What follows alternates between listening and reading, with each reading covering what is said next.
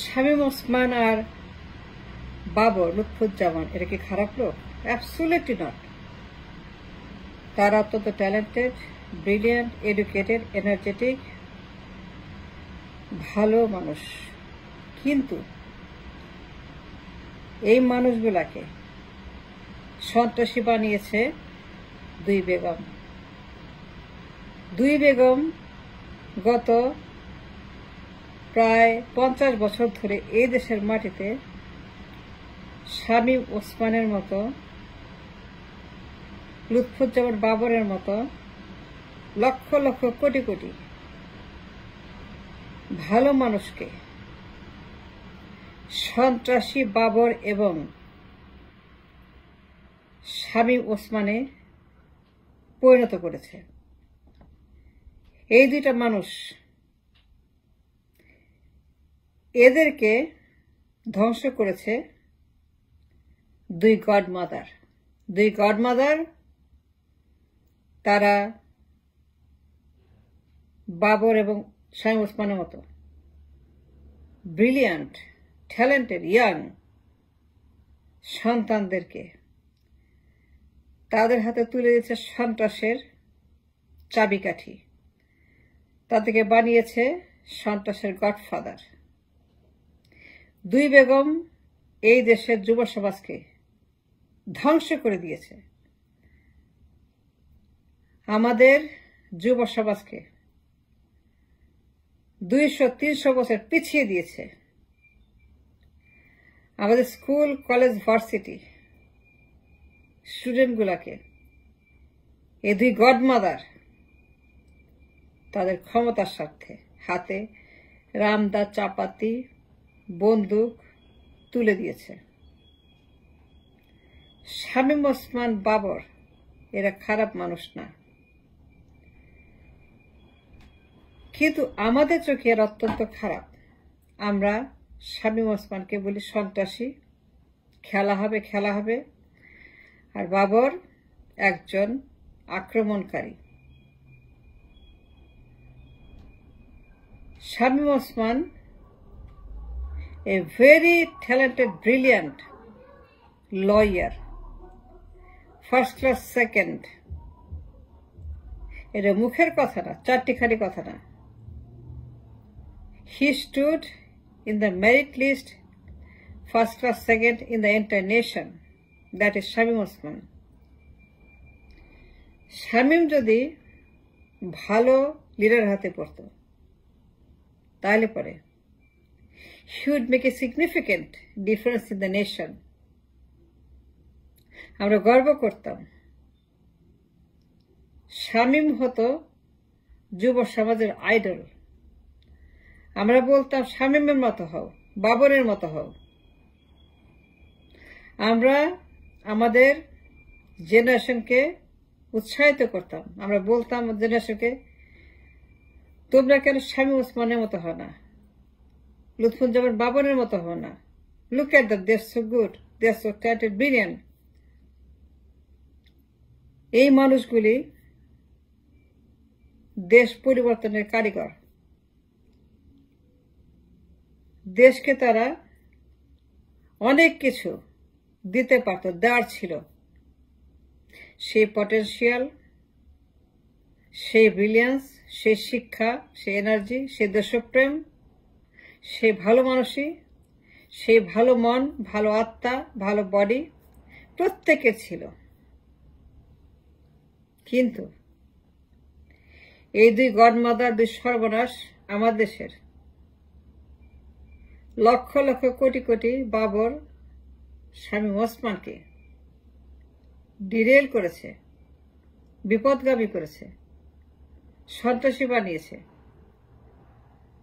তাদেরকে হাসির পাত্র বানিয়েছে, ভয়ের পাত্র বানিয়েছে। তাদেরকে দেখলে দেশের মানুষ ভয় পায়, বিদেশিরাও ভয় পায়।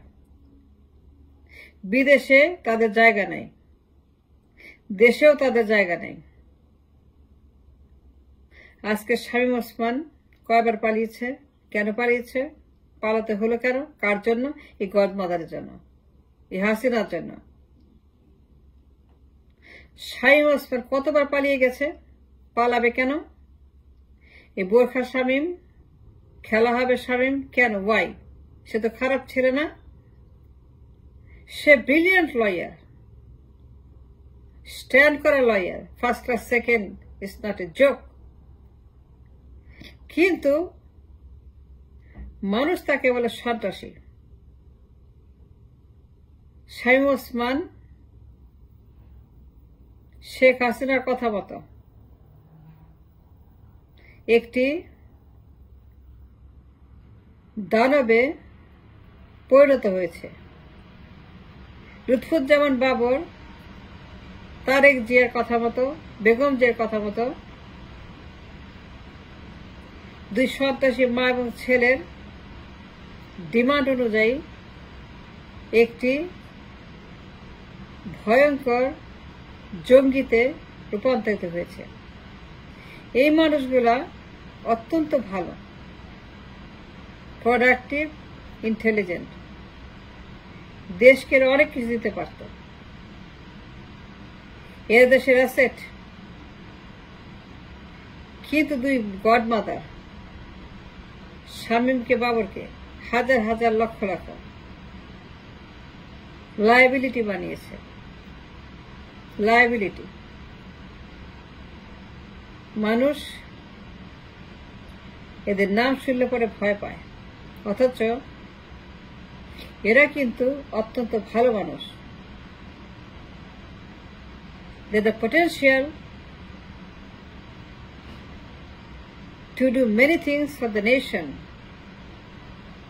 but the leadership could have been extremely positive.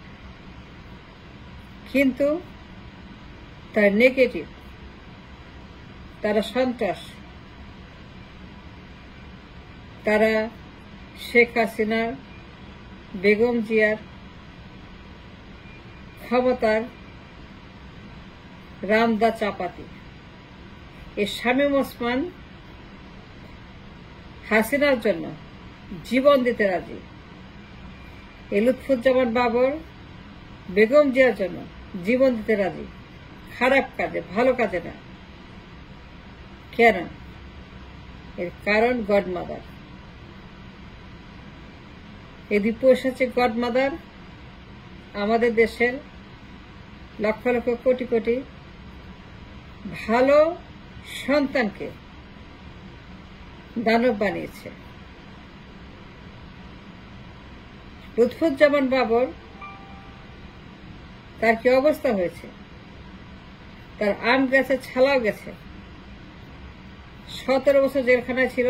যে কারণে, এই কারণটার অন্যতম রিজন তারেক জিয়া, বেগম জিয়া। এই বাবর জেলখানাতে 17 বছর হারিয়েছে, ফেরত পাবে?